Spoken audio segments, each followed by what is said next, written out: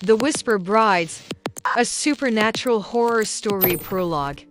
The old custom in the remote Carpathian village of Voronove, nestled between mountains that seemed to swallow sound, there existed an old custom nearly forgotten by the world. When a woman died unmarried, whether young or old, the village women would gather at midnight. They would dress the deceased in a makeshift wedding gown of white linen, place a wreath of wolfsbane and belladonna on her brow, and whisper into her cold ear, "We wed you now, sister, to the one who waits. May he claim your sorrow instead of ours." Then they would bury her at the crossroads outside the village, with a rusted iron key placed in her hands. The key, they said, was for the groom, the spectral groom who collected lonely souls so the living wouldn't have to join him too soon. The custom had a name, the Whisper Wedding. The brides were called the Whisper Brides, and for 3 generations, it worked until Anya returned. Chapter 1. The last Whisper Bride, Anya Petrova, came back to Voronove on a Thursday, carrying only a leather suitcase and the scent of city smoke on her clothes. She'd left for Kyiv 10 years ago, vowing never to return to the superstition-soaked mud of her birthplace. But her grandmother, Baba Irina, the last keeper of the old ways, was dying. The village looked smaller, diminished. The mountains loomed larger, and the people, they looked at her with a mix of pity and something else. Something like fear. "Don't go out after dark, Kachanaya," Baba Irina whispered on her deathbed, her gnarled hand clutching Anya's with surprising strength. "The groom is hungry. The well is dry." "What well, Baba?" "The well of sorrow," the old woman rasped. "Yours. Mine. Every woman's in this cursed valley. We fed him our dead to spare our living. But you left your sorrow here. It fermented. It ripened. He can smell it on you." 3 days later, Baba Irina died. She was 92, a widow twice over. By the old custom, she should have been buried at the crossroads. But the village priest, young from Lviv, refused. "That is paganism," he declared. "She will rest in consecrated ground, like a Christian." The village women protested in hushed tones, but the men, embarrassed by the old tales in front of the young priest, agreed. Baba Irina was buried in the churchyard under a willow tree. That night, the first bride appeared. Chapter 2. The groom's hunger. Marta, the miller's daughter, saw her first. A figure in a tattered white shift, standing in the moonlit field behind Marta's house. Her face was pale as bone, her hair crowned with dead wolfsbane. She didn't walk, she drifted, inches above the frost-covered grass. Marta screamed. By the time her father reached the field with his shotgun, the figure was gone. But left behind in the mud were 2 footprints, not of bare feet, but of small, iron-shod wedding slippers. The next night, Alexandra, the weaver's widow, saw her at her window, just standing, staring in, water dripping from her lace sleeves as if she'd climbed from a river. In her hands, she held a rusted key. By the 3rd night, the entire village knew the Whisper Brides were walking. And without a new bride to give him, the groom was calling his old ones back. Anya learned this from Lydia, her childhood friend who'd never left. "They're saying it's your fault," Lydia whispered over bitter tea in her cramped kitchen. "You brought city disbelief back with you. It unbalanced things. And your grandmother, she was the anchor. Now the chain's broken." "That's ridiculous," Anya said, but her hands trembled. "They're just stories. Mass hysteria." Lydia leaned forward. "Then explain the locks." "What locks?" "Every door in the village with an unmarried woman behind it," Lydia said, her voice dropping. "Every single one. This morning, they found them all changed. Old iron locks, pitted with rust, cold as a grave. None of our keys fit. The blacksmith said they haven't been forged in 100 years." Anya checked her own door when she returned to Baba Irina's cottage. The modern brass lock was gone. In its place hung an ancient iron lock, intricate with patina, shaped like 2 hands clasping. She couldn't leave. No one could. Chapter 3. The wedding party. The haunting escalated. Now the brides didn't just appear, they whispered.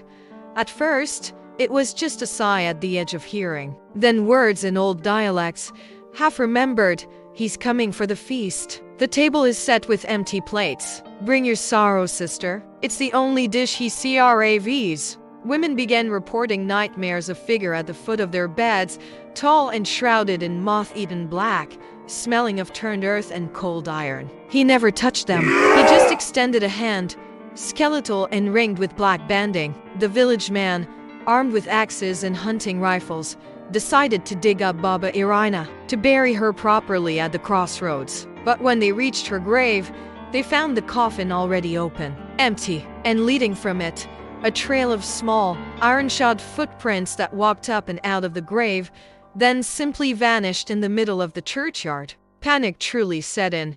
It was the village's oldest living man, Grandfather Mikola, who confessed the truth to Anya. Blind and bedridden, he spoke in a voice like grinding stones. The groom isn't a ghost. He's older. He's the hunger of this valley, the loneliness in the soil. We made a deal with him long ago. Give him our unmourned, unwed dead, and he won't take the living. Your grandmother was the last who knew how to seal the bargain. The priest broke it. Now he's coming to collect his backlog. What does he want? Anya asked, cold spreading through her chest. What every groom wants, Mikola whispered. A bride, but not just any. A living bride. To cross over fully, to walk among us again. He's been tasting sorrow through his dead brides for centuries. Now he wants the source. Chapter 4. The bride walk. The final night fell with unnatural silence. No owls, no wind, no creak of branches. Just a thick, suffocating quiet. Then, at midnight, the church bell tolled once, twice, though no one was in the bell tower. Every locked door in the village clicked open. From every house containing an unmarried woman, they emerged, not sleepwalking, but with terrible awareness in their wide, terrified eyes. Dressed in simple nightgowns, they moved in unison toward the crossroads. Marta, Alexandra, young Katya, only 16, Lydia, and Anya. They couldn't stop their legs. An invisible force pulled them, a current of longing so profound it felt like her own. At the crossroads, the scene was ready. The whisper brides stood in a semicircle, dozens of them, translucent in the moonlight. In their center stood a freshly dug pit, a grave, and beside it, a figure, the groom. He was both less and more than human, tall, wrapped in shadows and tattered black silk that might have once been a fine coat. His face was obscured, but his hands were visible, long, pale, with nails like dark iron. On one finger gleamed a ring of braided hair and silver. Before him, on the ground, lay Baba Irina's wedding shroud, empty. The groom extended a hand toward the line of living women. His finger pointed, sweeping across them, then stopped on Anya. You left your sorrow here, a voice said, not in the air but in her mind, cold and resonant like a bell in a deep well. You let it grow. It is the sweetest, the truest. You are the bridge. Anya understood. Her grandmother had been the anchor. She was the bridge. Her city life,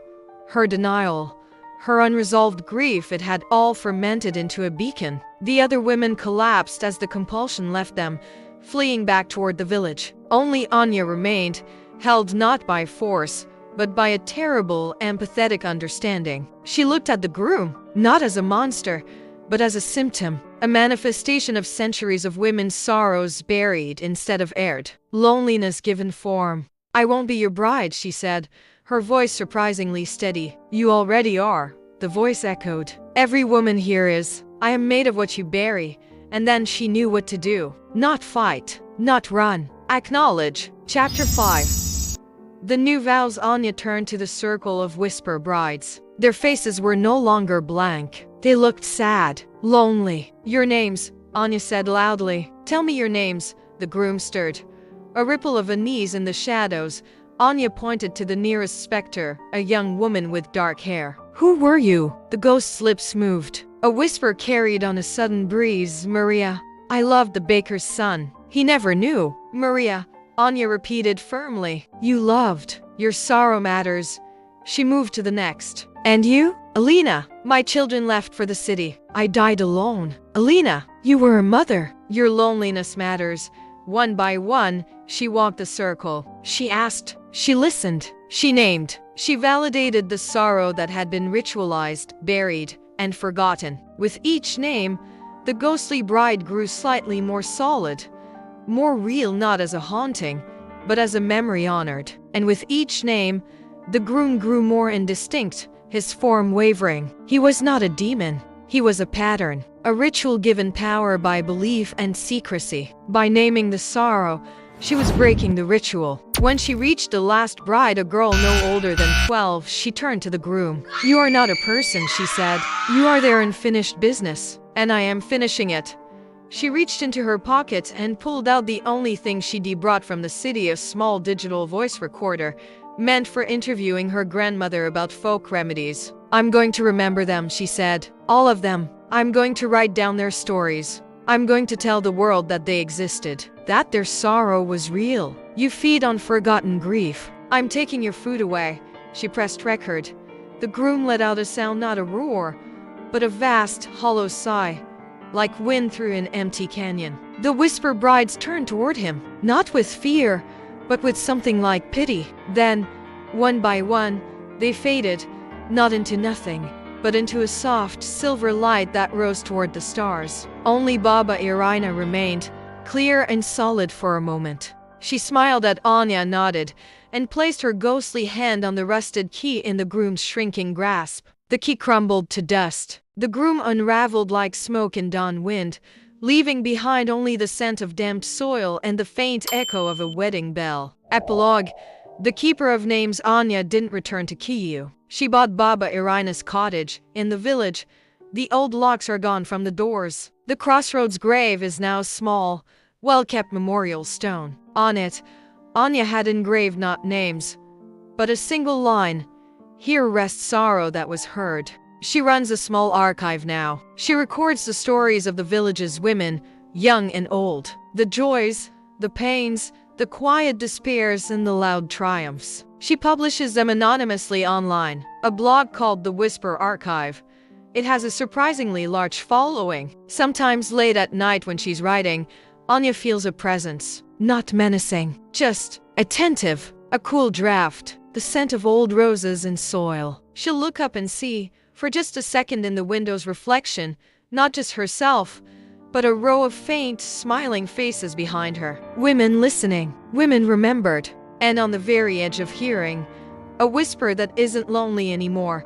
"Thank you, sister." She smiles, types another sentence, and continues the real work, not fighting monsters, but ensuring they have nothing left to feed on.